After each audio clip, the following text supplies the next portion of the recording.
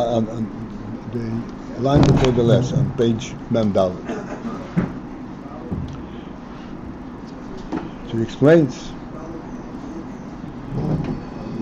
that the reason that there is sphirot in the Ayin Seif and Bipshitus inherently is that the Ayin Seif in essence is b'bchinas gilui. Gilui does not mean it is for external expression, but in essence what this oil stands for internally is gilui.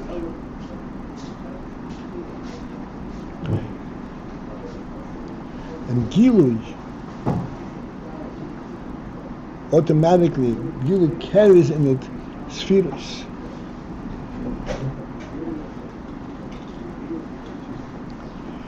Can we clarify what that means? Not necessarily for external expression, but gilui.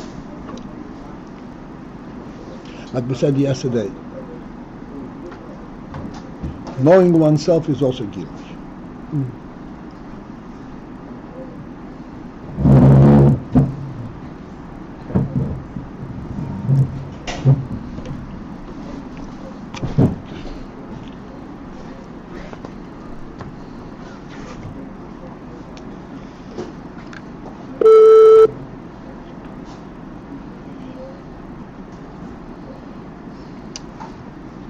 You have to understand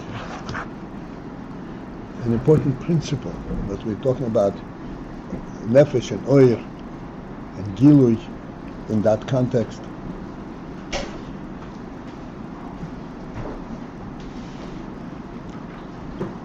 Gilui does not mean that you know something in contrast to something else.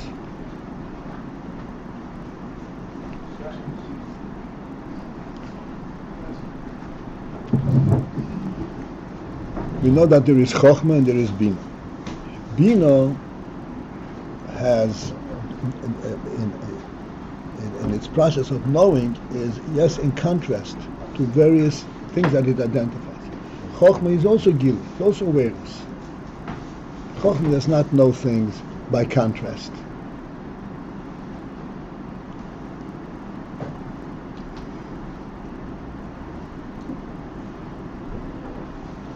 We always point to our seeing the sky. Sight, as we said, is analogous to chokhmah.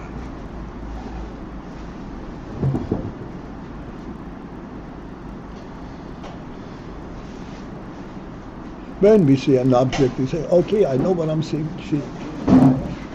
I see it because there's a place where it is, a place where it is not. And that's why I see it. So there's some kind of a contrast. How do you see the sky?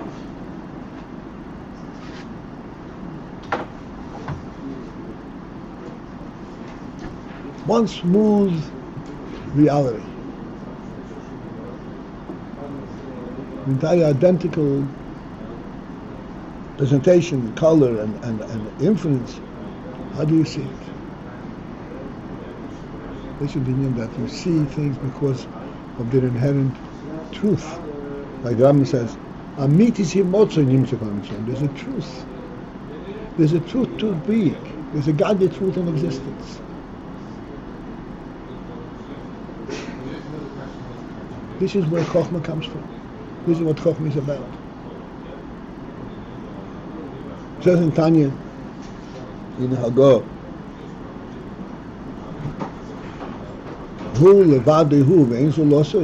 that there is only He and none besides Him. Zuhi Madregas HaChokhmah. This is Madregas HaChokhmah.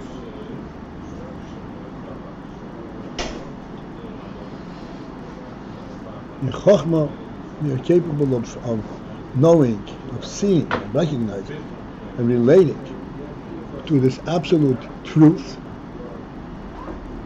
because of its absolute truth, nothing to do with any kind of contrast.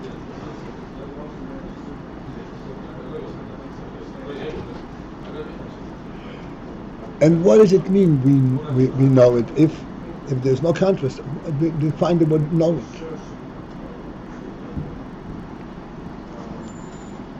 Define the word no. Knowing, know, to know.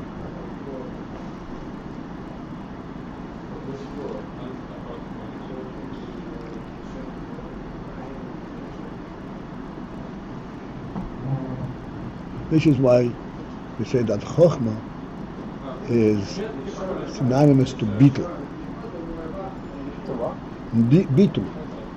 This knowing is not by personal identity, that you define what you know. You can't define what you know. You know it not because you have definition,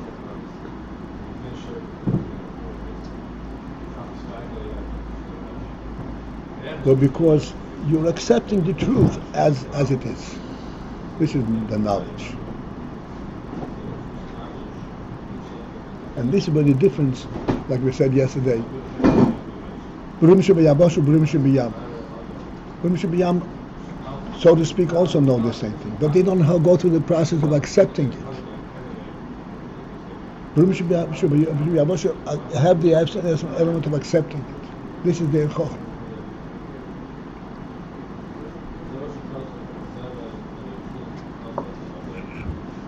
Not through a process of proof, a process of contrast, but nonetheless there is the element of awareness, of knowing what I know.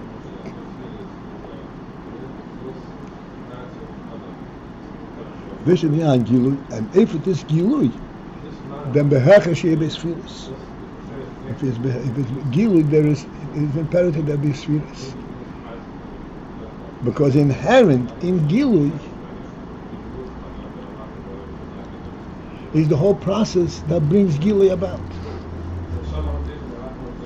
But you don't go through the process, but it's inherent in the gilui.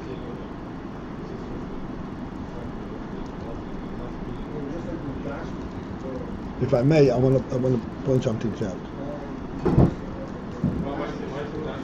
In sight, I can say, seeing the sky. What is the gilui? What is the inherent in gilui? The first step in gilui is that there is something to know.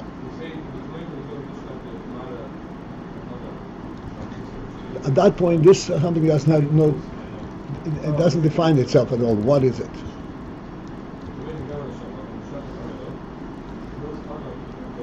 That's the first step. There is something to know. There is something to know is exclusively because of your bitul. Because there's nothing there showing itself. Nothing there that's convincing you. You know that there is a truth. This is what Rambam says. The first principle is that there is a truth. That is the first step. That's inherent in the whole principle of gilui, even though it doesn't come to you by any kind of process. You don't go through a process of proving it and identifying it and encountering it. It's there. You know that you believe that it's there, and you know that there is a truth there, and you accept it without any questions. Of course there's a truth. When Rambam says the first principle is to know that there is a first being. How do you know the first being? You never examine it. There's a first principle. It's showing itself to you, right? Excuse me? It's showing itself to you. It's not like staying hidden. It's showing itself to you. It's showing itself to you. Yeah, but that's right. It's showing itself to you, but not in a gradual manner to make you examine it and convince yourself. If you have to convince yourself, that's not knowing the truth.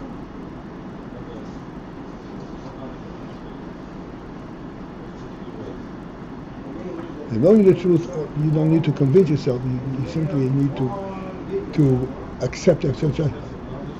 Had you, smart aleck, there's no way you'll know it.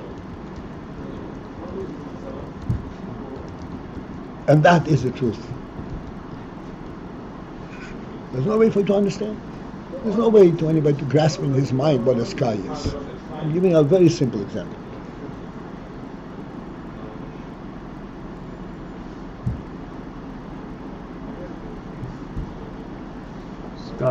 And sky here stands for that kind of gilui. That's right. And perforce, by necessity, it has sphirot. That's right. It has these various stages. So there is something to know. If there is no something to know, you wouldn't see the sky. But the fact that there is something, why should it be divided out into 10 defined? It's automatically. This is the final product includes all the various steps, because it's gilui. Is this similar to, like we would say, a physical object by necessity has 3 dimensions? Is a similar kind of axiomatic? 6 dimensions. 6 dimensions. So that's kind of axiomatic like that. If that helps you, yes. The truth is, we do not need to go there. I'll tell you. We do not need to go there because we it's right in front. But we know without going there is much more significant, much deeper, much truer than what you know as a result of this examination. Yeah, I guess I'm kind of asking how we went from this gilui that is so pshitus basically to 10 defined. We put onto that 10 seemingly 10 defined elements, right? Components. Like, how did that happen? Because the process of gilui, I pointed out, in gilui there are inherently stages. Even though you don't go through the stages, but it's inherent. That we kind of did start out saying there is no definition. It's not by contrast, but here we are saying there are stages. That's right. And these stages all process internally. Not only that, but also all process at the same time. How's a stage different from contrast? No, contrast is proof. Contrast means that you don't know it. Here you know before you go through the stages.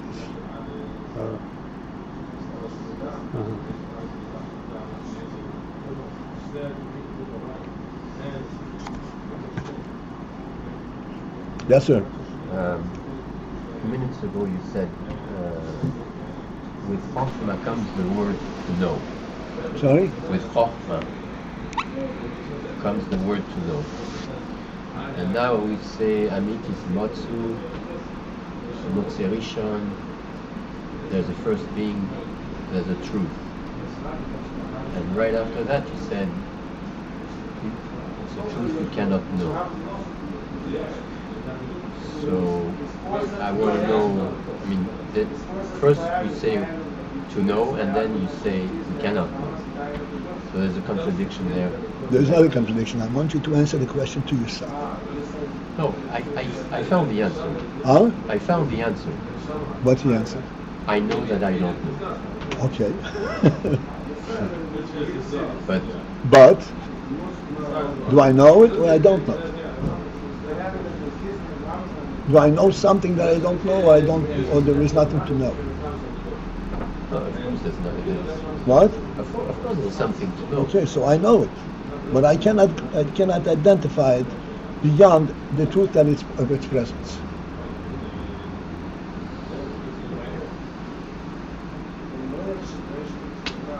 This is the phenomenon of chokhmah, phenomenon of sight.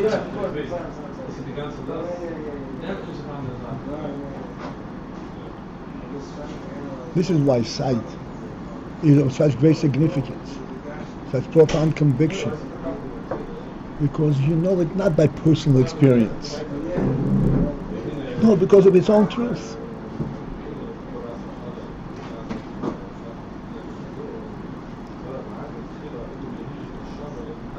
All right, gentlemen, let's continue. 2 lines from the bottom of page Mem Dalet. V'yesh Beis Eifanim b'hagilui. And then in this gilui there are 2 modes. V'hakol be'atzmusah. But all the elements, all the different variations in the gilui is all be'atzmusah, all within the essence itself. As we say in our terminology, it is not by encounter. Be'atzmusah here, it was not only by encounter, it means it is not by exposition, but within the essence itself.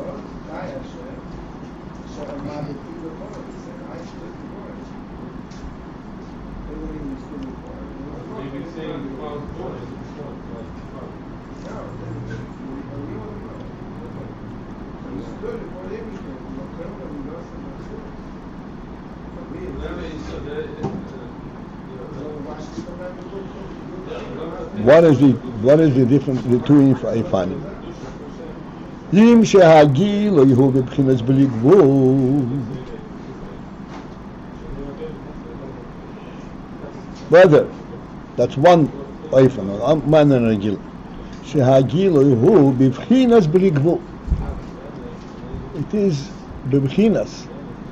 It has that quality of b'li gvul. Although it's gil. But it is the gilui is b'chinas b'li gvul. This is a real challenge.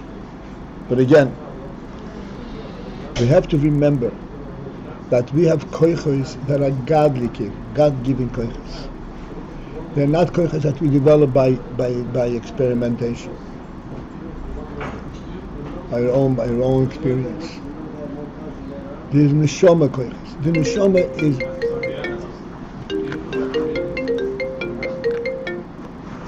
The neshama is like you said, it's a 6th dimension. It's a godly truth. And the koichos that emanate from the neshama are of a godly quality. I know because I know. If it's true, I know. This is a very important principle. In our world, we are close to losing it.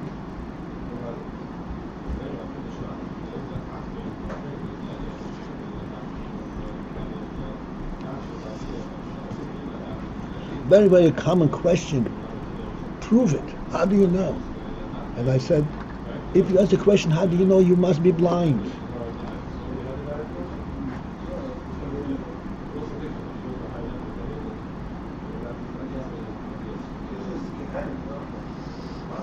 Because that which you know by seeing, they said, is beyond proof.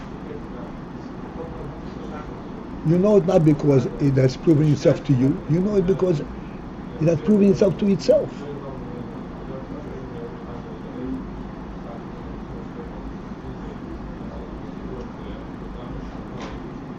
What is the difference? I'm sorry, I'm going off because I know the difficulties involved. Lately we were insisting that objects have 6 dimensions, not 3 dimensions. What is the difference between referring to objects as 3-dimensional and referring to objects as 6-dimensional?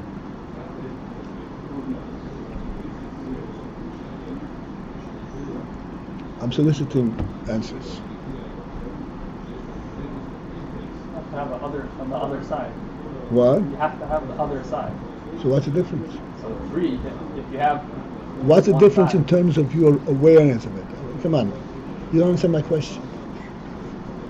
Well, 6 is more exploded. 3 is reduced. What? 3 is more central. 6 is more exploded to the various faces of it. North, south, east, west. Anything? There's no difference. You know it the way you know it. Whether you say it's 6-dimensional. Okay, follow this, gentlemen.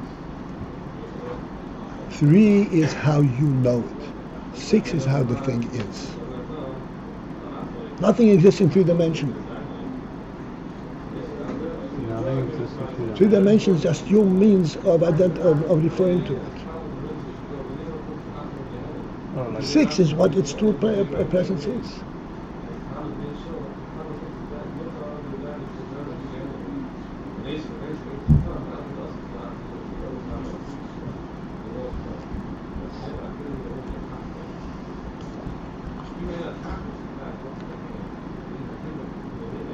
This is how Chochmah knows things. Not 3-dimensional. 6-dimensional. How do you know what's going on the other side? I know it's a real thing.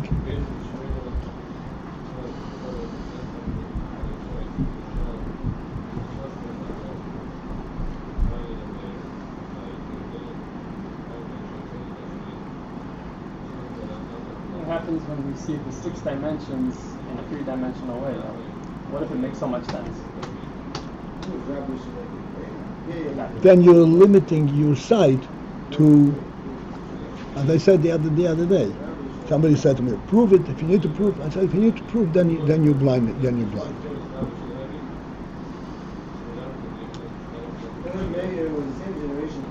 You want to know the reality, not know how you see it. Not know the reality. You want to connect the reality. You want to live in the real world. Can you live in a 3-dimensional world? No way.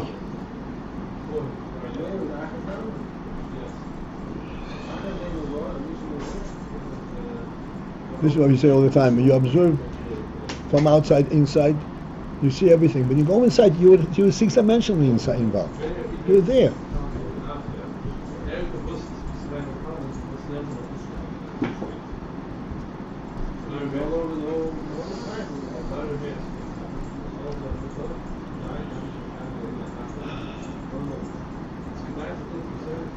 This is what the Rebbe says.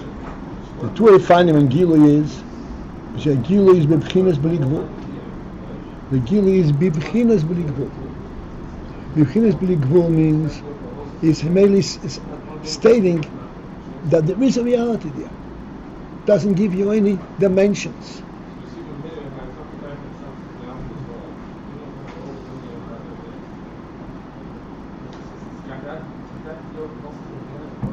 The gilui itself contains bli gvul quality because of the source from which it comes.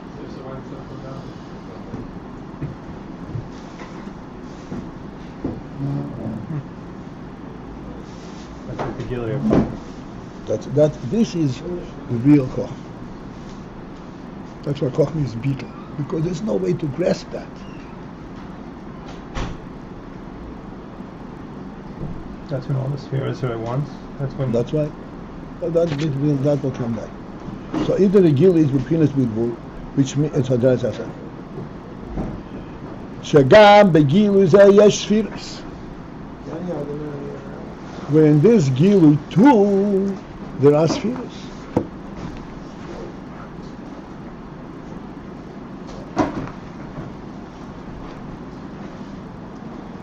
You're too early, my dear friend. You didn't come to disturb us. No, okay. Shagam begilui zeh yesh sphirot. This gilui there are also sphirot, even though it's a gilui b'li gvul. Rak, except she'ein b'bchinas sphirot ein ketz. There are spheres, but the spheres are b'bchinas sphirot b'li ein ketz. They have a bechina, they have that quality of spheres b'li gvul. The spheres himself, ein ketz, means no end to the spheres, no end to the number of spheres. Does that mean that we had more than 10 spheres originally? Yeah. Yeah, you never heard of that? I mean, I heard, but how is it bechina? Because bechina usually describes something which is not quantitative in this context. What does that mean, the bechina? You're just saying it's not quantitative. I didn't understand the question. I never heard that. What? Spheres and cats? Yeah, more than 10 spheres. Sure. After the Tzimtzum came 10 spheres. For that, there's spheres and cats.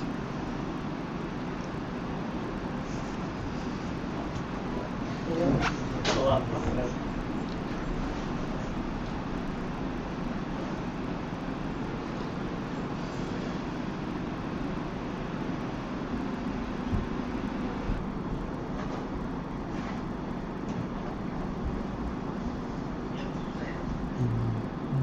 It's an interesting Ayin.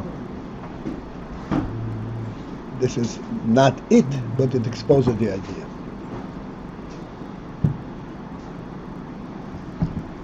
There's even a mathematical dilemma.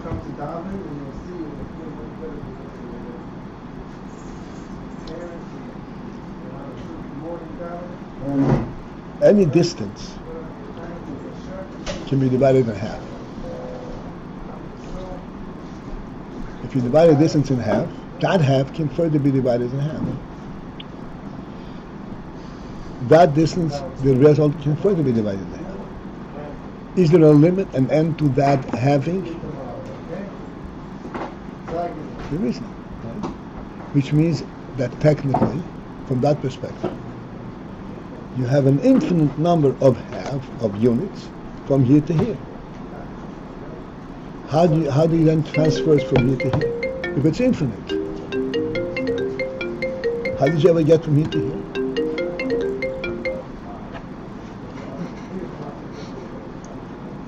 I could cheat and say I could cheat and say I'm also infinite. I also have the space inside of me. Okay, but you understand the point?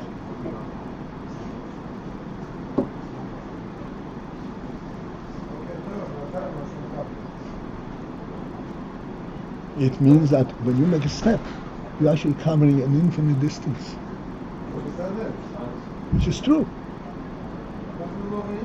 What's the difference between 6-dimensional and 3-dimensional?